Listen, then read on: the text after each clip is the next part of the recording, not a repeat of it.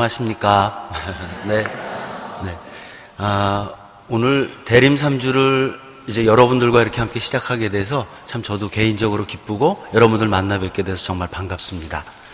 우리는 우리를 찾아오시는 예수님을 좀 더 합당하게 맞이하고 또 우리 마음속에 그분의 자리를 합당하게 올바르게 마련하기 위해서 이 자리에 함께 모였습니다. 오늘 이 시간이 여러분과 또 저 모두에게 우리에게 오시고 또 우리와 함께 하시는 주님을 향한 은총과 축복의 시간이 되기를 간절히 바라면서 이야기를 시작하겠습니다. 먼저 인도 설화 중에 전해져 내려오는 이야기 하나를 함께 좀 나눠볼까 합니다. 인도에는 참 수많은 신들이 있습니다. 창조의 신도 있고 파괴의 신도 있고 또 하늘을 막 날아다니면서 아무 하는 일 없이 향기만 맡으면서 살아가는 신들도 있고 정말 수천 수만의 신이 있다고 하는데 그 중에 창조의 신에 관한 이야기입니다. 편의상 하느님이라고 그냥 이야기를 하겠습니다.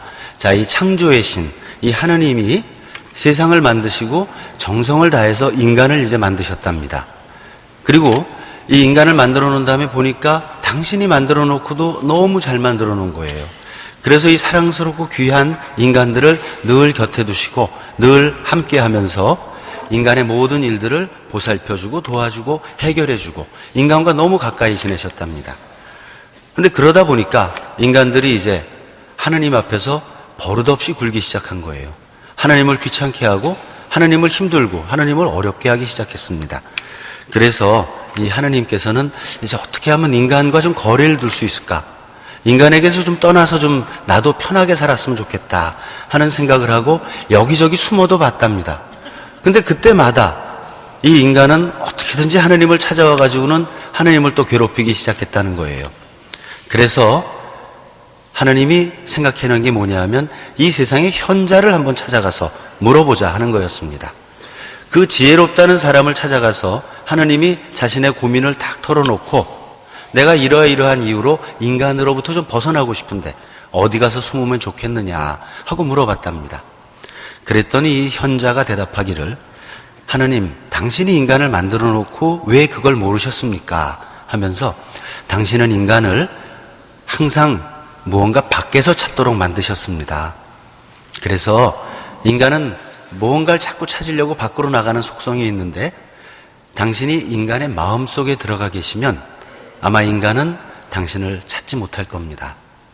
가끔씩 당신을 찾아서 만나러 오는 사람들이 있을 텐데 이제 그 사람들은 더 당신을 괴롭히거나 귀찮게 할 사람이 아니라 당신께 기쁨이 되고 영광이 되는 사람이 될 겁니다. 이 이야기를 듣고 나니까 정말 그럴듯한 거예요.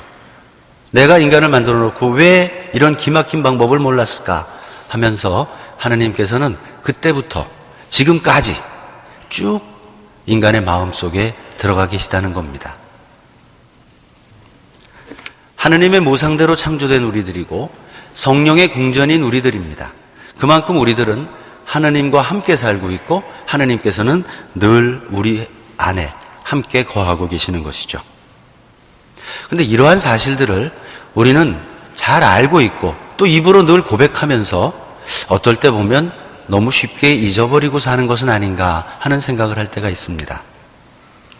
제가 여러분들께 좀 진부해 보일지도 모르는 질문을 하나 하겠습니다. 여러분은 하루에 하늘을 몇 번 쳐다보십니까? 4번 정도요. 네. 오늘 또는 이번 한 주간 동안에 하늘을 몇 번 쳐다보셨는지 한번 생각해 보시고 세해 보시면 어떨까 싶어요. 1번, 2번, 3번, 4번 뭐 몇 번 쳐다보신 경우가 있겠죠. 그리고 또 어떤 분들은 셀 수 없이 수도 없이 많이 쳐다보신 분들도 계실 겁니다. 근데 또 어떤 분들은 하루에 한 번도 하늘을 제대로 쳐다보지 않고 그날을 마감한 적이 참 많았구나 하는 생각을 하게 되는 분들도 계실 겁니다. 하늘은 항상 우리 머리 위에 쭉 펼쳐져 있었습니다. 하늘 쳐다보는 게 그렇게 어려운 일은 아니죠. 고개를 조금만 들면 하늘은 눈에 들어옵니다. 고개 드는 것도 귀찮으면 눈만 조금 치켜들어도 하늘이 우리 눈에 들어옵니다. 그럼에도 불구하고 이상하게도 정말 하루에 한 번도 하늘을 제대로 쳐다보지 않고 그날을 마감한 적이 적지 않았다 하는 생각을 고백하게 됩니다. 하늘은 분명 우리 머리 위에 늘 펼쳐져 있었는데 우리는 마치 하늘이 없었던 것처럼 살았던 날들이 많은 겁니다. 그럼 이제 또 다른 질문 하나를 드리겠습니다. 여러분은 하루에 몇 번씩 하느님 생각을 하십니까? 네, 시시각각. 아마 여기도 대답이 많으실 겁니다. 근데 아까 문제와 마찬가지로 수도 없이 하느님 생각을 많이 하는 분들도 계시겠지만 한 번도 하루에 하느님 생각을 제대로 해보지 않고 그날을 마감한 날이 적지 않았구나 하는 고백을 하게 되는 분들도 아마 계실 겁니다. 하느님은 늘 우리와 함께 계셨고 우리는 그분 안에서 살아간다고 늘 우리는 고백하고 있음에도 불구하고 하느님을 한 번도 생각하지 않고 마치 하느님이 없는 것처럼 살았던 적들이 있었다는 사실을 우리는 부끄러움 속에서 고백을 하게 됩니다. 제가 어느 수녀원에 갔을 때 겪었던 일입니다. 그 수녀원 안에 있는데 가끔씩 벨소리가 들렸습니다. 비교적 정기적으로 그 벨소리가 울려서 수녀님한테 한번 여쭤봤죠. 저 벨소리가 도대체 뭡니까? 그랬더니 수녀님이 하시는 말씀이 옛날엔 종을 쳤는데 요즘 우리가 좀 편하려고 벨 울린다고 하면서 하시는 말씀이 1시간에 한 번씩 잊어버렸던 하느님 생각으로 다시 돌아오자는 의미에서 벨을 울린다는 겁니다. 그 말씀을 듣고 사실 저는 속으로 혼자 생각했습니다. 이 수도원 안에 사는 분들도 하느님을 잊어버릴까 봐 1시간에 한 번씩 종을 치거나 벨을 울리면서 하느님 생각으로 다시 돌아가려고 노력하는데 과연 이 세상에서 볼 거 많고 신경 쓸 거 많고 유혹당할 것도 많은 이 세상에서 살아가고 있는 나는 하느님 생각으로 다시 돌아가기 위해서 하느님 생각을 잊지 않기 위해서 과연 어떤 장치를 마련해 놓고 살고 있었는가 하는 점을 말입니다. 그러다가 사실은 이런 생각도 들었습니다. 우리가 매일 하는 삼정기도, 또 아침 저녁 기도, 또는 성모일도, 또 매일 미사 참례, 이런 것들이 교회가 전통 속에서 만들어 놓은 장치구나. 교회는 우리 인간이 하느님을 참 쉽게 잊는다는 걸 너무나도 잘 알았기 때문에 그 잊었던 하느님 생각으로 다시 돌아가게 해주기 위해서 오랜 전통 속에서 이러한 전통들을 마련해 놨구나, 이러한 장치들을 마련해 놨구나 하는 그런 생각들을 하게 됐습니다. 참 고마웠던 거죠. 그래서 여러분들도 하느님을 자꾸 잊어버린다, 하느님 생각을 자주 못한다, 이런 생각을 하신다면 교회가 전통적으로 만들어준 이러한 장치들, 매일 아침 저녁으로 하는 기도, 또 삼종기도, 그리고 매일 미사 참례 등등의 이런 기도와 전례들 아주 적극적으로 활용하시기 바랍니다. 어쨌거나 우리는 하늘 아래 살면서도 마치 하늘이 없는 것처럼 사는 날이 많았고 하느님 안에서 살아가고 있으면서도 너무나도 쉽게 하느님을 잊고 사는 때가 있었던 것 같습니다. 이런 반성들을 하면서 이제 늘 하느님과 함께 살아가고 있고 또 하느님 안에서 살아가고 있는 우리들의 삶의 자세는 어떠해야 될 것인가 하는 점들을 살펴볼까 합니다. 신앙인으로서 모든 덕목들을 다 일일이 볼 수는 없겠죠. 그래서 여기서는 몇 가지만 좀 간략하게 추려서 살펴보도록 하겠습니다. 첫 번째로 제일 먼저 무엇보다도 회개하는 삶의 자세를 말씀드리고 싶습니다. 매년 이맘때가 되면 우리는 다른 어떤 시기보다도 회개라는 말을 자주 듣고 또 자주 사용하게 됩니다. 그만큼 우리한테 낯익고 익숙하게 다가오는 단어인데요. 그럼 회개가 과연 그 뜻이 무엇입니까? 하고 물어보면 여러분 어떻게 대답하실지 모르겠습니다. 여러 가지 대답 있겠지만 가장 일반적인 대답은 자신의 잘못을 뉘우치는 것, 아마 이렇게 말씀하시지 않을까 싶습니다. 맞는 말입니다. 하지만 정답이라고 할 수는 없습니다. 왜냐하면 회개라는 단어의 의미에서 결코 간과해서는 안 되는 아주 중요한 개념 하나가 빠졌기 때문입니다. 히라버 신약 성서에서 회개를 뜻하는 단어는 메타노이아라는 단어입니다. 근데 이 메타노이아라는 단어는 어원상 다시 돌아온다라는 뜻을 갖고 있습니다. 다시 말해서 회개라는 것은 단순히 자기의 죄를 뉘우치고 용서를 청한다 하는 그것만이 아니라 자기가 있어야 될 자리로 다시 돌아온다 하는 의미를 갖고 있다는 겁니다. 자기의 죄를 뉘우치고 자기가 있어야 될 그 자리로 다시 돌아올 때, 그때 회개가 완성되는 것입니다. 루카복음에 나오는 우리가 잘 아는 돌아온 탕자의 비유를 한번 생각해 봅시다. 자신에게 돌아올 유산을 미리 달라고 그래가지고 그걸 가지고는 먼 곳으로 떠난 작은 아들은 방탕한 생활 끝에 결국은 재산을 다 탕진하고 급기야는 어떤 사람의 비천한 종으로 전락을 하게 되죠. 그제서야 그는 자신의 죄를 뉘우치면서 아버지의 집을 그리워하게 됩니다. 그런데 이 작은 아들의 회개는 단순히 죄를 뉘우치는 것에서만 끝난 건 아니었습니다. 자신의 잘못을 뉘우치고 부끄러움을 무릅쓰고 용기를 내서 다시 아버지의 집으로 돌아갑니다. 비록 거짓골을 하고 돌아가지만 아버지의 집으로 다시 돌아갑니다. 아버지의 집으로 다시 돌아갔기에 그 둘째 아들은 옛날 아버지의 자녀로서 누렸던 행복과 기쁨을 다시 찾을 수 있었던 겁니다. 만일 뉘우치기만 하고 자기가 있어야 될 곳으로 돌아가지 않았다면 그냥 뉘우치다가 거짓골로 죽고 말았을 겁니다. 또 예수님의 두 제자의 삶도 함께 비교해 봅시다. 베드로와 유다 둘 다 모두 예수님의 제자였습니다. 두 제자 모두 예수님께로부터 직접 부르심을 받았고 예수님의 가르침을 듣고 배우면서 그분을 따랐던 사람들입니다.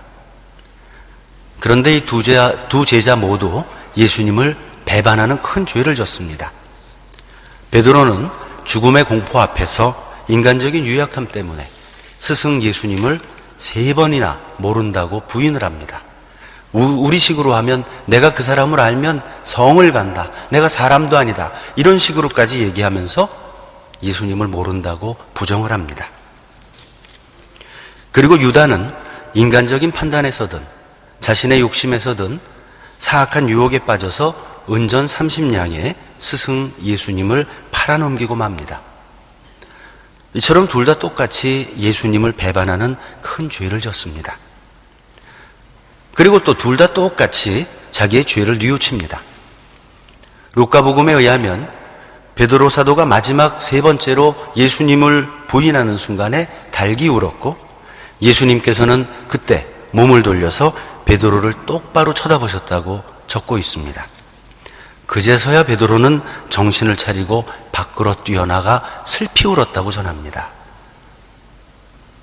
유다 역시 스승 예수께서 비참하게 잡혀가신 후에 자기가 한 일이 무엇인지를 깨닫게 되고 다시 대사제들을 찾아가서 받았던 은전을 바닥에 내동쟁이 치면서 자신의 잘못을 뉘우치려 합니다. 바꿔보려 합니다.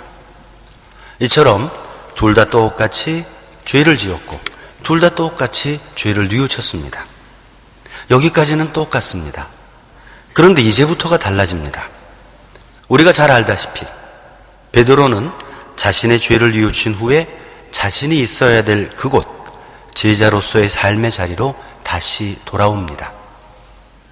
하지만 유다는 죄를 뉘우치긴 했지만 절망과 좌절에 빠져서 거기서 헤어나지 못한 채 죽음의 길에 떨어져 그만 자신이 있어야 될 곳, 예수님의 제자로서의 그 삶의 자리로 다시 돌아오지를 못하고 말았던 겁니다. 이렇게 둘 다 똑같이 죄를 뉘우쳤지만 자신이 있어야 될 그곳으로 돌아왔느냐 돌아오지 못했느냐에 따라서 둘의 운명은 극과 극을 달리게 됩니다. 베드로는 예수님의 수제자요 첫 번째 교황으로서 교회의 반석이 되죠. 그러나 유다는 차라리 태어나지 않았으면 더 좋았을 것이라고 일컬어지는 배반과 저주의 상징으로 기억되게 됩니다. 이처럼 회개는 단순히 죄를 뉘우치고 용서를 청하는 것으로 끝나는 게 아니라 원래의 상태, 내가 있어야 될 바로 그 자리로 다시 돌아가는 것을 말합니다. 제가 신부로서 내가 어디 서 있어야 할 것인가, 내 자리가 어딘가, 그리고 과연 나는 내가 있어야 될 그 자리에 제대로 서 있는가 하는 것들을 살피고, 만약에 내가 그 길을 벗어났다면 다시 그 길로 돌아서는 것, 이것이 우리가 하나님 앞에서 하나님과 함께하는 신앙인으로서 가져야 될 참된 회개의 자세라는 것입니다. 신앙인인 내가 지금 있는 곳이 어딘지를 솔직한 마음으로 살피고, 내가 있어야 될 곳이 어딘가를 알아차리고, 항상 내가 있어야 될 그 자리로 다시 돌아가는 것, 이것이 바로 참된 회개입니다. 혹시라도 우리가 인간이기 때문에 내가 있어야 될 곳에서 잠시 벗어나서 지금 길을 잘못 들어서 있다면, 그런 나를 발견했다면 죄책감이나 부끄러움에 짓눌릴 것이 아니라, 또 좌절이나 절망에 빠질 것이 아니라 하느님의 자비를 믿고 용기를 내서 내가 있어야 될 곳으로 다시 돌아가야 한다는 것입니다. 두 번째로는 지금 여기에서의 삶에 대해서 한번 생각을 해보고 싶습니다. 라틴어 격언에 hic et nunc라는 말이 있습니다. hic은 여기에를 뜻하는 말이고 et는 접속사 그리고입니다. 그리고 nunc는 지금이라는 뜻입니다. 여기에, 그리고 지금, 그런 뜻이죠. 아주 짧은 격언입니다. 아우스팅 성인은 고백록에서 과거는 이미 지난 시간이기 때문에 우리의 영역이 아니고, 미래 역시 아직 오지 않은 거기 때문에 우리의 영역이 아니다. 우리의 영역은 지금 여기에 현재다라는 말씀을 하십니다. 하나님을 찾고 만나는 장소, 그리고 그 시간이 바로 지금 여기라는 것입니다. 라틴어 격언 hic et nunc는 바로 이것을 우리에게 알려주고 있습니다. 지금 여기가 너무나도 소중한 시간이요, 너무나도 소중한 장소라는 겁니다. 하지만 보통 우리의 모습은 어떤지 한번 생각을 해봅시다. 과거를 반성한다는 건 좋은 일입니다. 그리고 미래를 계획한다는 것도 훌륭한 일입니다. 하지만 과거의 잘못을 후회하고 그 과거에 지나간 영화에 교만함에 빠져서 과거에 얽매여 사는 것, 또는 미래에 아직 오지가 않은 일에 대한 걱정과 근심, 두려움, 혹은 허황된 꿈에 빠져서 미래에 끌려다니는 것, 이것은 결코 바람직한 삶이 아닙니다. 하나님께서 나와 함께 계시는 현재, 지금, 여기를 잃어버리게 되기 때문입니다. 하나님께서 지금 여기에 나와 함께 계신다는 사실을 알아차리고 하나님께 모든 것을 맡기고 지금 여기에 충실하고, 지금 내가 하는 일에 충실하고, 지금 내가 만나는 사람에 충실한 그런 삶을 살아야 하겠습니다. 세 번째로는 우리가 믿음의 삶의 자세를 함께 좀 다시 살펴보고 싶습니다. 우리 모두는 하느님을 믿는 사람들입니다. 그리고 신앙인들에게 있어서 믿음이 얼마나 중요한 것인지는 이미 우리가 잘 알고 있습니다. 예수님께서도 친히 믿음의 중요성을 강조하시면서 기도할 때 이미 받았다고 믿으면 그렇게 이루어질 것이라고 말씀하십니다. 그리고 또 겨자씨만한 믿음이라도 있으면 산도 옮길 수 있다고 말씀하셨습니다. 믿음은 이처럼 중요한 것인데, 하지만 우리가 살면서 힘들고 어려운 일을 겪을 때 걱정과 근심에 빠지게 되고, 그때는 쉽게 흔들리기도 하는 게 우리의 믿음이 아닌가 하는 생각을 해보게 됩니다. 일반적으로 우리는 무언가를 믿으려 할 때 우리의 머리로 이해되는 한도 내에서만 받아들이려는 경향이 있습니다. 또 자기의 생각이나 자기 이익, 그리고 자기의 판단과 일치할 때는 쉽게 믿고 받아들이지만 그것과 상반될 때는 망설이는 모습도 보이게 됩니다.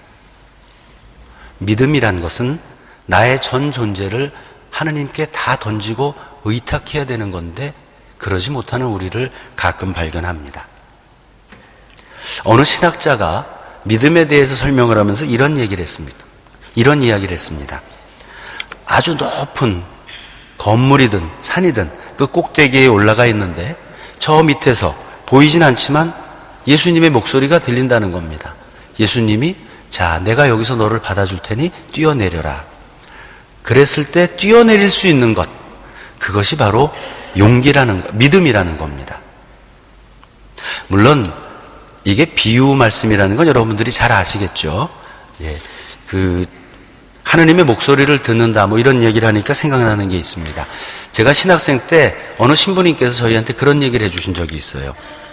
너희 친구 신학생 중에 하느님의 목소리를 들었다는 사람이 있으면 외출날 데리고 나가서 고기 좀 사줘라. 신학교에서 잘 못 먹더니 드디어 헛걸 듣기 시작한 거다. 물론 하느님께서는 우리에게 당신 목소리 충분히 들려주실 수 있는 분이십니다. 하지만 하느님은 여간에서는 당신이 세워놓은 원칙과 이치 이런 거 쉽게 깨시는 분이 아니에요. 그 원칙과 이치를 쉽게 깬다면 기적이라는 것은 별로 의미가 없을 겁니다. 하느님께서 우리한테 그렇게 쉽게 목소리를 들려주시진 않을 테니까 하느님의 목소리를 들었다고 너무 또 쉽게 이야기하지 마시고, 하느님의 목소리를 들었다고 이야기하는 분들이 계시면 아까 그 신부님 말씀처럼 맛있는 거 사주시면 될 것 같습니다. 네, 어쨌거나 이 믿음에 대해서, 믿음의 자세에 대해서 이야기할 때 생각나는 몇몇 가지 이야기가 있어서 함께 또 나눠보고 싶습니다. 아마 여러 번 들어보셨을 수도 있겠지만 어떤 사람이 벼랑에서 떨어지게 됐습니다. 근데 그 아래쪽으로 굴러 떨어지던 사람이 구사일생으로 옆으로 나와 있는 나무가지를 잡았답니다. 그리고는 정말 간절히 하나님께 기도합니다. 제발 살려주십시오 하고. 이런 간절한 기도를 하나님께서 들어주지 않으실 이유가 없죠. 그래서 하나님께서 그 사람에게 내가 너의 간절한 기도를 들었다. 이제 내가 너를 구해줄 텐데 내 손으로 너를 받쳐서 저 꼭대기로 다시 올려줄 테니까 이제 그 나뭇가지에서 손을 놔라. 그랬더니 이 사람이 하는 대답이 이 나뭇가지를 놓으라고요? 제가 미쳤습니까? 하고 대답했다는 겁니다. 하나님께 그렇게 간절히 기도했고 하나님께서 구해주겠다고 했는데도 이걸 놓으면 난 떨어져 죽는다는 생각에서 그 손을 놓을 수가 없었다는 겁니다. 재밌는 얘기고 참 우스꽝스럽게 보이는 이야기입니다만 우리가 그러지 않으리라는 보장이 어디 있겠습니까? 대롱대롱 매달려서 간절히 하느님을 찾았고 드디어 하느님의 응답을 들었지만 나무가지에서 손을 놓으라는 하느님 그 말씀에 온전한 믿음을 갖고 의탁을 할 수가 없었던 겁니다.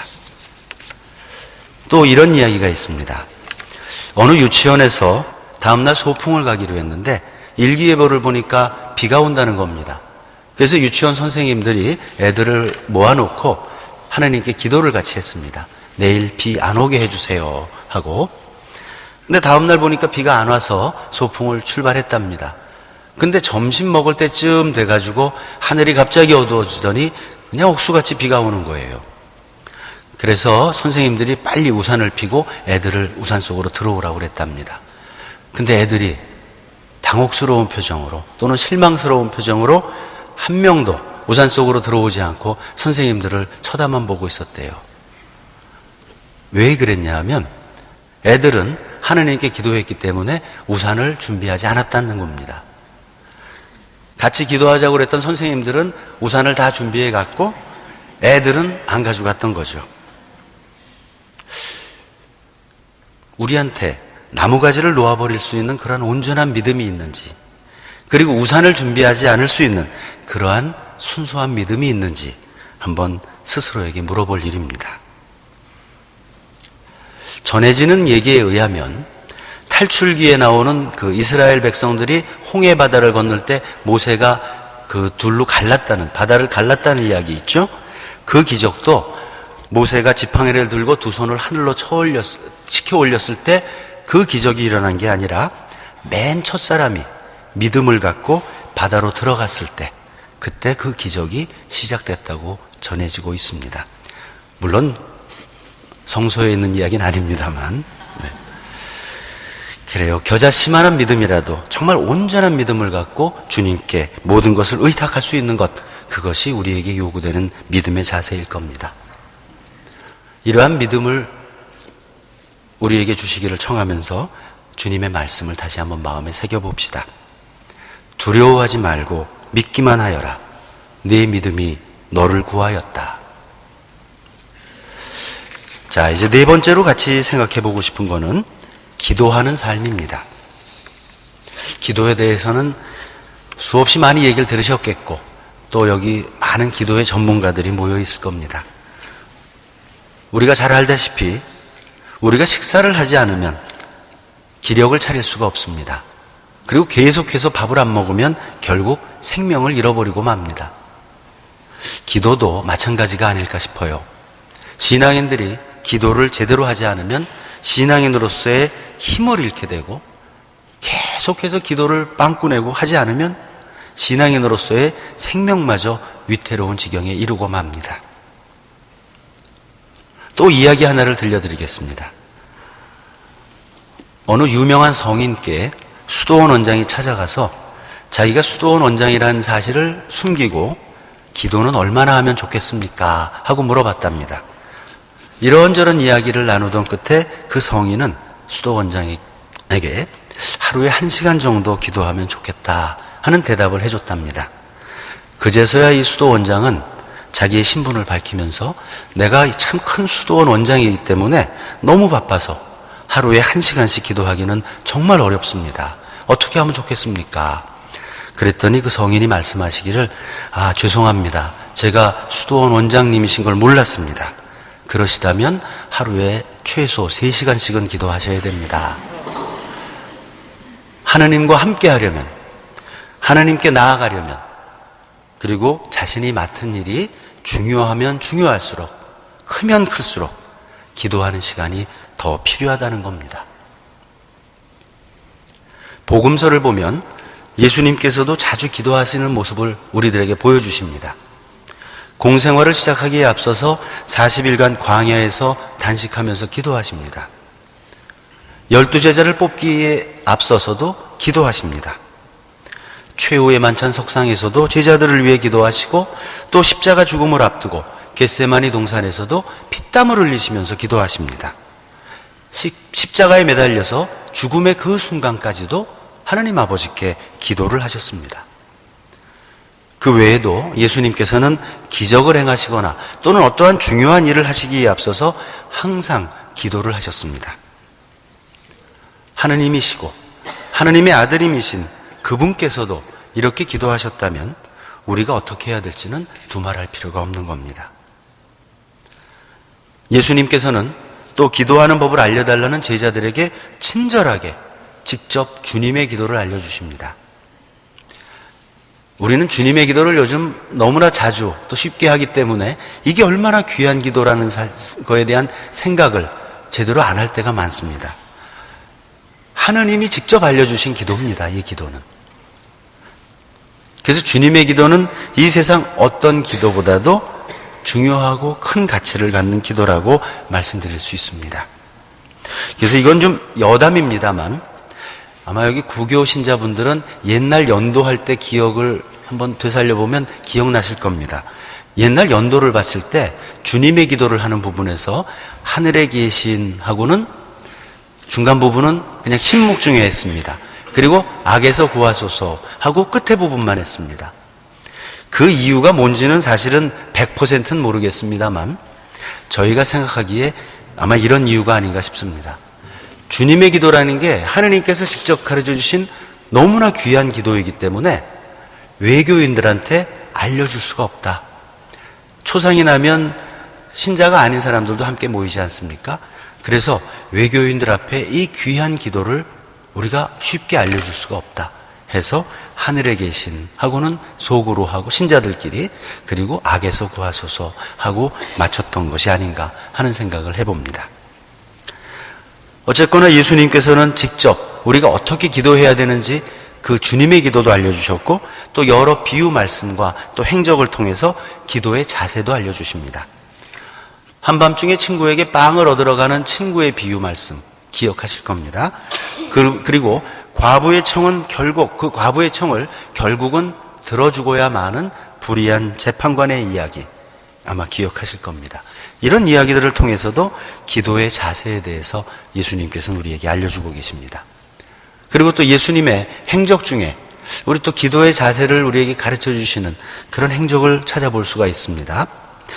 복음서에서 마귀 들린 딸을 위해서 예수님께 간청하는 가나안 여인의 이야기 기억하시죠? 한 가나안 지방 여인의 이야기입니다. 여기서 가나안 지방 여인이라는 얘기는 촌여자, 촌사람 이런 의미였답니다. 이 여인이 호되게 마귀가 들린 자기 딸을 위해서 예수님께 간절히 애원을 합니다. 제발 살려달라고. 그런데 이 여인이 그렇게 간절히 애원하지만 예수님은 대꾸도 하지 않으십니다. 그래도 이 여자는 쉬지 않고 계속해서 기도합니다. 외칩니다. 더구나 예수님은 이 여인과 그 여인의 딸을 강아지에 빗대는 모욕적인 말씀까지 하십니다. 그런데도 이 여자는 자기의 자존심을 다 버리고 그래도 좋습니다.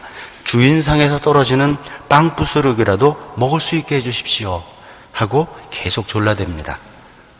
결국 예수님께서는 이 여인의 믿음을 칭찬하시면서 그 소원을 들어주셨죠. 아마도 분명히 예수님께서는 처음부터 이 여자가 어떤 고통을 받고 있는지 그리고 또 이 여인에게 필요한 것이 무엇인지 알고 계셨을 겁니다. 그리고 이미 그 간청을 들어주시려고 작정하고 계셨을 겁니다. 그런데 왜 아무 대답도 없이 이 여인의 속을 태우셨는지, 그것은 아마 기도의 효과라는 것은 하느님께로부터 오는 은총이기도 하지만 기도를 하는 사람의 간절함에도 그 크기가 달려있기 때문이 아닌가 싶습니다. 그리고 우리도 기도할 때 이렇게 간절히 기도해야 된다 하는 것을 가르쳐 주시고 계신 거라고 생각됩니다. 이처럼 기도는 간절히 해야 하고 끊임없이 해야 됩니다. 하지만 우리가 잊지 말아야 될 것은 기도는 하느님과의 대화라는 겁니다.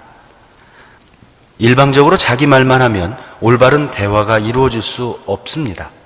기도 역시 내 말만 일방적으로 쏟아 부어버리고 하느님의 뜻을 헤아리지 않는다면, 하느님의 말씀에 귀 기울이려는 그런 기다림의 자세가 없다면 올바른 기도의 자세가 아닐 겁니다.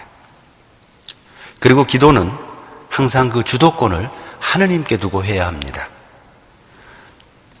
기도할 때 이미 나의 판단과 내 결론을 미리 내려놓고 그리고 내 욕심과 내 바램을 먼저 내세우면서 하는 것이 아니라 내가 무엇을 청해야 될지 마저도 하느님께 맡기겠다는 그러한 자세로 주도권을 하느님께 드리고 기도해야 된다는 것입니다. 기도는 우리 신앙인들의 기본 양식이며 삶의 에너지입니다.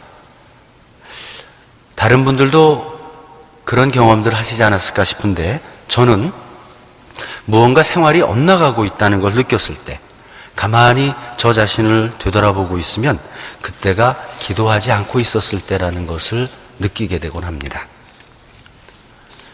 사는 게 짜증나고 재미없고 화나는 일이 막 생길 때 그때 기도하지 않고 있었습니다. 미운 사람 생각이 자꾸 나고 분노하는 마음이 일 때 그때 기도하지 않고 있었습니다. 걱정 근심이 많아지고 지치고 참을성이 없어질 때 그때 기도하지 않고 있었습니다. 자꾸 욕심이 생기고 교만한 마음이 들 때 그때 기도하지 않고 있을 때였습니다. 기도를 하면 영이 맑아지고 내 삶을 보다 객관적으로 바라보게 됩니다. 나에게 허락되고 주어진 것과 그렇지 않은 것을 구분할 줄도 알게 됩니다. 그래서 내 것이 아닌 것에 욕심을 부리지 않게 되고 내 것이 아니기 때문에 나에게 주어지지 않았다 해서 서운해하거나 아쉬워하지도 않게 됩니다. 또 내 것이 아닌 것을 내가 갖게 되면 그게 내 고통의 원인이 될 수 있다는 걸 알기 때문에 더 가지려고 하지 않고 지금 내가 가진 것에 만족할 수 있게 되는 것입니다. 하느님께서는 늘 우리와 함께 계시면서 우리에게 필요한 것을 우리보다 덜 잘 아신다고 합니다. 당신 자녀들을 사랑으로 이끌고 사랑으로 채워주시는 그분께 우리 매일매일 아주 작고 짧은 기도부터 시작해서 하느님과 늘 친교의 시간을 갖는 신앙인으로 살아갈 것을 다시 한번 다짐해 봅시다. 이제 다섯 번째로 하느님과 교회의 가르침을 실천하는 삶에 대해서 함께 이야기해 보고 싶습니다. 야고보 사도는 실천이 따르지 않는 믿음은 죽은 믿음이라고 말씀하셨습니다. 예수님께서도 주님 주님 한다고 다 구원받는 게 아니다. 말씀을 따르고 실천해야 된다 하고 말씀하십니다. 이처럼 실천은 우리의 믿음을 완성시켜주는 신앙의 핵심 요소의 하나입니다. 그런데 우리는 실천을 한다 하는 이야기를 하거나 또는 듣게 될 때 좀 어렵게 생각하는 경향들이 있습니다.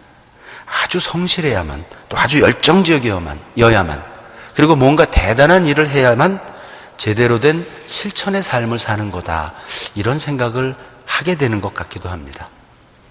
하지만 하나님 말씀의 실천이라는 것은 그렇게 지나치게 거창한 것만은 아닌 것 같습니다. 부자의 헌금보다 가난한 과부의 동전 몇 잎을 더 귀하게 여겨주시고, 바리사이의 교만한 기도보다 세리의 겸손한 자기 낮춤을 더 어여삐 보시는 주님이십니다. 그분께서는 우리가 이루어내는 일의 결과에 앞서 당신의 뜻을 실천하려는 우리의 단순하고도 순수한 마음을 더 아름답게 받아주실 겁니다. 그래서 저는 예수님께서 행하신 기적 중에 하나를 통해서 작은 실천의 어떤 모범을 한번 찾아볼까 합니다. 그 기적은 바로 우리가 잘 아는 물고기 2마리와 보리빵 5개로 5,000명을 먹이신 기적입니다. 이 기적은 참 우리에게 많은 것들을 묵상하게 해주는데, 오늘은 실천이라는 측면에서 한번 생각을 해보고 싶습니다.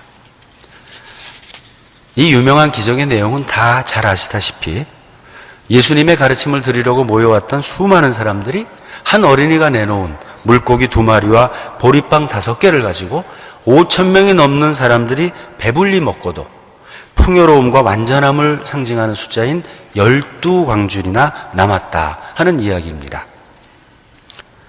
그 어린이는 예수님 가르침대로 자기가 가지고 있던 도시락인 물고기 2마리와 보리빵 5개를 내놓으면서 나눠 먹자고 얘기합니다. 물고기 2마리와 보리빵 5개라는 그 양을 보면 아마도 어린이 혼자 먹으려고 가져온 건 아니고 그 가족의 도시락이었을지도 모릅니다. 여기서 잠시 그 어린이의 부모의 마음은 어땠을까 생각해 보는 것도 재미있을 것 같습니다. 예수님의 가르침대로 자기가 있던 걸 다 나누려는 그 어린이, 자기 아들을 보고 참 대견스럽다, 자랑스럽다 이렇게 생각했을까? 아니면 세상 물정 모르는 저놈이 커서 뭐가 될까? 이렇게 걱정하면서 탄식을 했을까? 또 하나의 상상거리로 우리에게 남겨줄 내용이 아닌가 싶습니다. 집에 가서 한번 생각해 보시기 바랍니다. 자, 어쨌거나 바로 그 순간 이 어린이의 순수하고도 단순한 모습, 예수님의 가르침대로 그저 자기 먹을 것을 내놓고 함께 나눠 먹읍시다 하는 그 모습은 주변 모든 사람들의 마음을 후려쳤을 겁니다. 아, 나도 어릴 땐 저랬는데, 그리고 저래야 되는데, 나이가 들어서 어른이 돼가지고 나는 왜 이렇게 변했을까? 저 어린이 모습이 곧 예수님 가르침대로 사는 건데, 아마 이런 생각들을 했을 겁니다. 그러면서 이제 거기 모였던 모든 사람들은 저도 사실 먹을 게 좀 있었습니다 하면서 하나씩 둘씩 자기들이 준비했던 도시락을 꺼내기 시작했겠고, 그것들을 함께 나누어 먹었더니 처음에는 한 사람도 제대로 배불리 못 먹을 거라고 걱정했던 것과는 달리 모든 이가 5,000명이 넘는 그 수많은 사람이 충분히 배불리 먹고도 12광줄이나 남게 되었다는 겁니다. 인류 역사상 이 사건 이후 이 기적은 다시 한 번도 더 일어난 적은 없는 것 같습니다. 정말 신비로운 나눔의 기적입니다. 근데 이 엄청난 기적이 한 어린이의 단순하고도 순수한 행위를 통해서 시작됐다는 겁니다. 그저 예수님의 가르침대로 따라서 한 한 어린이의 행동이 이런 엄청난 기적을 일으킨 게 아닌가 생각합니다. 우리들의 이기적인 마음과 좀 약은 계산법으로는 도저히 상상할 수 없었던 일입니다. 한 어린이의 이 단순한 행동, 작은 실천, 이것이 모든 사람들을 감동시키는 큰 기적을 일으켰던 겁니다. 이 기적을 다시 한번 마음속에서 되새겨보면서 하느님의 가르침을 어떻게 실천해야 될 것인가 하는 점에 대해서 다시 한번 생각해 보게 됩니다. 우리도 살아가는 일상 속에서 또 우리가 평소 만나는 지인들과의 관계 속에서 좀 더 단순하고 순수한 이 어린이 같은 마음으로 아주 작은 데서부터 하느님의 가르침을 실천할 수 있는 은총을 청해 보도록 합시다.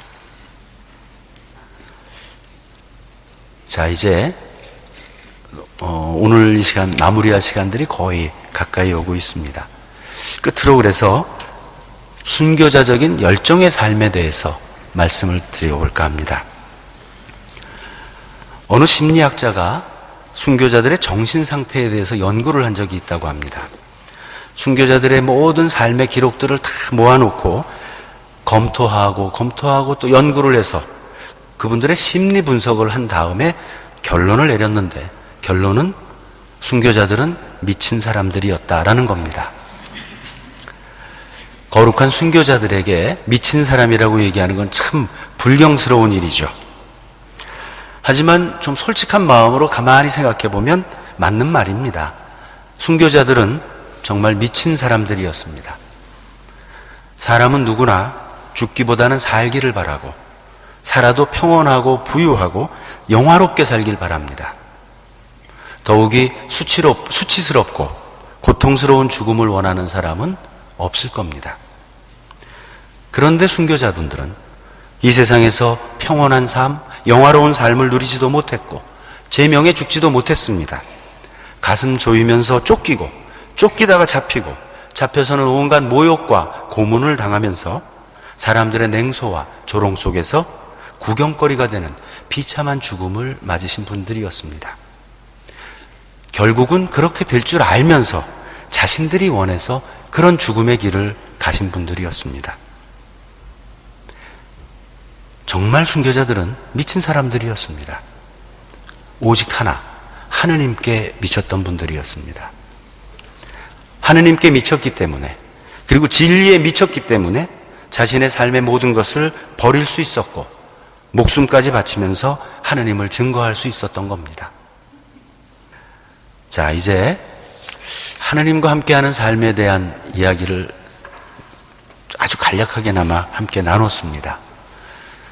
하느님은 우리 안에 계시고 우리는 하느님 안에 살고 있고 하느님과 우리는 그처럼 함께하고 있다는 이야기부터 시작해서 하느님과 함께하는 삶은 믿음의 삶, 회개의 삶이어야 하고 믿음의 삶이어야 하고 지금 여기에 충실한 삶이어야 하고 그리고 하느님의 말씀과 가르침을 실천하는 삶이어야 하고 기도하는 삶이어야 하고 그리고 순교자적인 열정으로 살아야 되는 삶이다 하는 내용들을 아주 간략하게나마 살펴봤습니다. 이제 아주 짧게나마 마무리를 좀 줘보겠습니다. 하느님께서 내 안에 계시고 우리는 하느님 안에서 하느님과 함께 살아가고 있습니다. 그러기에 우리는 신앙인으로서 자부심과 또한 책임감을 갖고 살아야 합니다. 하느님께 모든 것을 맡기는 믿음의 자세를 갖고 하느님께 모든 것을 의탁하고 그분께서 주시는 기쁨과 평화를 만끽하면서 그분의 뜻을 따르려 노력하면서 살아야 할 것입니다. 그리고 혹시 인간이기에 내가 있어야 될 곳을 잠시 벗어나서 잘못된 길을 가고 있는 나를 발견했다면 내가 있어야 할 곳으로 다시 돌아가는 회개의 정신을 새롭게 해야 할 것입니다. 그리고 순교자들이 보여주신 그 순교의 열정을 본받아서 하느님의 말씀을 이 세상에서 증거하는, 실천하는 제자들이 될 것을 다짐해야 되겠습니다. 그리고 물론 이러한 것들은 우리의 힘과 우리의 의지만으로 되는 것들은 아닐 것입니다.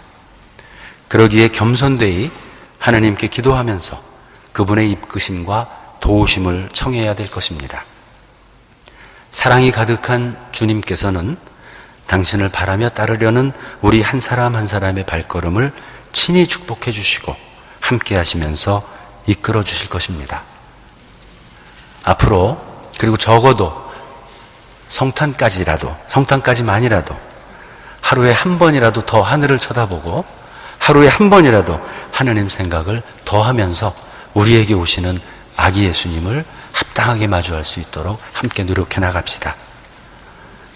여러분 모두에게 우리를 찾아오시고 또 우리 안에 계시는 주님의 은총과 축복이 늘 함께 하시기를 다시 한번 기도드리면서 마침 기도로 바오로 사도께서 테살로니가인들에게 보낸 첫째 편지 5장 17절 18절 말씀을 봉독하겠습니다. 언제나 기뻐하십시오. 끊임없이 기도하십시오. 모든 일에 감사하십시오. 이것이 그리스도 예수님 안에서 살아가는 여러분에게 바라시는 하느님의 뜻입니다. 아멘. 오랜 시간 함께 해주셔서 감사합니다. 수고하셨습니다.